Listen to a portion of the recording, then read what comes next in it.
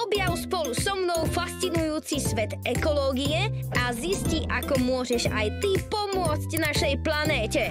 Ja som ekovedko a o ekológii viem všetko a prezradím to aj tebe. Dnes solárna energia. Slnečná energia je svetlo, teplo a iné formy energie, ktoré nám slnko posiela. Slnečné lúče k nám na Zem cestujú približne 8 minút. A to, ako inak, rýchlosťou svetla. Predstav si, že slnečné lúče sú ako poštári, ktorí nosia balíčky plné energie. Keď dorazia na Zem, môžeme ich využiť rôznymi spôsobmi. Jedným z nich sú aj solárne panely. Fungujú tak, že sú v nich malé bunky, ktoré sa volajú fotovoltaické články. Predstav si ich ako malých robotov, ktorí chytajú slnečné lúče a menia ich na energiu, ktorou môžeme napájať všetko možné.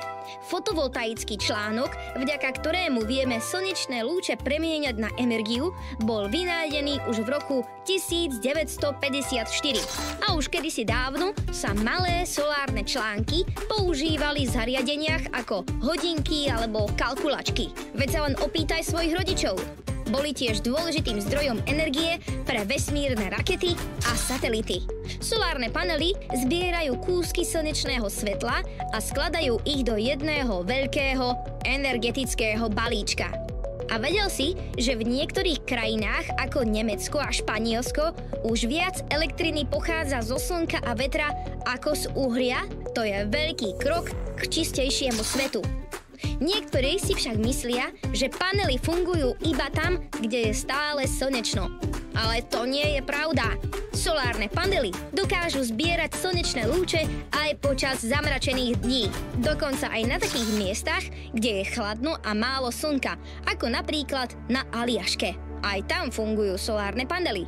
Využívajú sa na nabíjanie batérií, aby mali elektrinu aj v noci. Na Slovensku začíname používať viac solárnej energie. Ak by sme inštalovali aj viac panelov, mohli by sme mať čistú energiu priamo z našich striech.